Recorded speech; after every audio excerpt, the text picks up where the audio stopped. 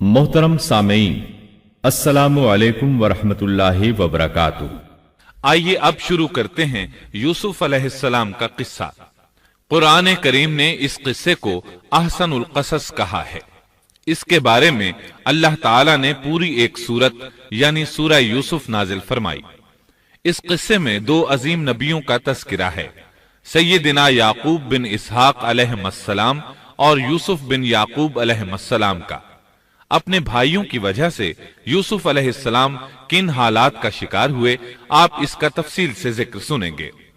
सूरह यूसुफ मक्की है और यूसुफ अलैहिस्सलाम का किस्सा अगरचे इब्तिलाओ आजमाइश की दास्तान है, लेकिन इसमें और भी बहुत से फवायद हैं। सुनने वाला इससे लुत्फानंदोज होता है, अपने अंदर रहम और उन्स के जज्बात महसूस करता है। इस किस्से में उन हालात की तरफ भी इशारा है जो अंबिया के साथ पेश आते हैं। आम अंबिया के हालात वाकयात से मालूम होता है कि पहले वो आसूदा हाल थे, लेकिन जब उन्होंने दावत दी तो उनकी कौम ने उन्हें झुटलाया। फिर आजमाइश का सिलसिला शुरू हुआ, फिर उनकी कौमों पर अजाब आया। इस किस्से में मामला इसके बिल्कुल बरअक्स है। इसमें शुरू में इब्तिला आजमाइश का दौर है, फिर आसानी और फरावानी की दास्तान है। ऐसा क्यों हुआ? उलमा के इस बारे में मुख्तलिफ अक़वाल हैं। अता रहमतुल्लाह अलैह फरमाते हैं, गमज़दा परेशान हाल अगर यूसुफ अलैहिस्सलाम के किस्से को सुनता है तो उसके दिल को सुकून मिलता है, वो मुतमईन हो जाता है, इसलिए कि इसमें तंगी के बाद आसानी है, मुश्किलात के बाद अल्लाह की नेमतों का नुज़ूल इससे जाहिर है। सूरह यूसुफ सूरह हूद के बाद नाजिल हुई। सूरह हूद में अंबियाए किराम के तस्करे के बाद कौम हूद और कौम सालेह की तबाही का जिक्र आता है। फिर उन अक़वाम का तस्करा है जो तबाह व बर्बाद हुई। फिर सूरह यूसुफ आमुल हुज़्न में नाजिल हुई। ये वो साल था जिसमें नबी सल्लल्लाहु अलैहि वसल्लम के चचा अबू तालिब फौत हुए। अबू तालिब हर तरह आपका साथ देते रहे थे, यहां तक कि रसूल अकरम सल्लल्लाहु अलैहि वसल्लम फरमाते हैं, कुरैश ने मुझसे सही मानों में दुश्मनी का आगाज अबू तालिब की वफात के बाद किया। एक कौल के मुताबिक अबू तालिब की वफात के सिर्फ 3 दिन बाद आपकी प्यारी और महबूब बीवी, जन्नत की औरतों की सरदार, दुनिया जहान की अफजल तरीन औरतों में से एक सैयदा खदीजतुल कुबरा रजी अल्लाहु अन्हा इस दुनिया से रुखसत हो गईं। इन्ना लिल्लाहि व इन्ना इलैहि राजिऊन।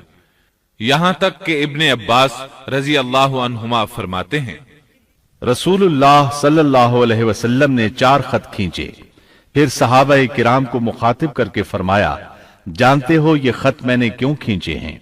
उन्होंने कहा, हम नहीं जानते।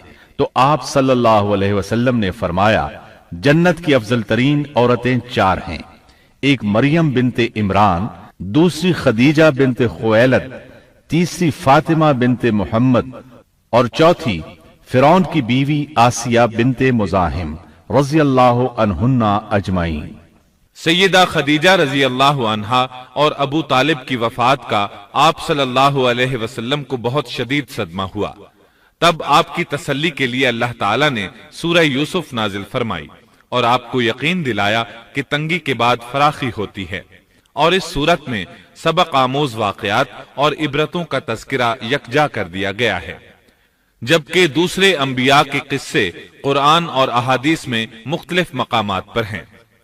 ये किस्सा कुरान करीम में एक जगह क्यों जिक्र किया गया, इसमें क्या हिकमत थी और बाकी किस्से मुख्तलिफ मकामात पर क्यों बिखरे हुए हैं, इस बारे में अल्लामा कुर्तुबी रहमतुल्लाह अलैह फरमाते हैं, अल्लाह ताला ने अंबिया अलैहिमुस्सलाम के किस्से तकरार के साथ जिक्र किए हैं। एक ही बात को बलागत व बयान के उसूल के तहत मुख्तलिफ पैराए में जिक्र किया है। जैसा कि इब्राहीम अलैहिस्सलाम का किस्सा है, जब अल्लाह के बरगुज़ीदा फरिश्ते उनके पास आए तो उनके आने पर इब्राहीम अलैहिस्सलाम ने जो मेहमान नवाजी की उसको मुख्तलिफ अंदाज में बयान किया गया है। एक जगह फरमाया, वो बगैर किसी ताखीर के भुना हुआ बछड़ा ले आए। दूसरी आयत में फरमाया, पस इब्राहीम फरबा बछड़े का गोश्त ले आए। इन दोनों जुमलों को जमा करने से मालूम हुआ भुना हुआ मोटा ताजा बछड़ा पेश किया गया। مختلف جگہوں پر ان کا تذکرہ اس لیے کیا گیا کہ لوگ اس سے عبرت پکڑیں۔ علامہ قرطبی رحمت اللہ علیہ فرماتے ہیں، یوسف علیہ السلام کے قصے کو ایک جگہ اور باقی انبیاء کے قصوں کو علیحدہ بیان کرنے کی ایک حکمت یہ بھی ہے کہ مخالف پر حجت قائم ہو جائے کہ وہ نہ مکرر کلام لا سکتے ہیں اور نہ ہی قصہ یوسف علیہ السلام کی طرح اکٹھا کلام لا سکتے ہیں۔ مطلب یہ کہ بلاغت کی ہر قسم میں دشمن پر حجت قائم ہو سکے۔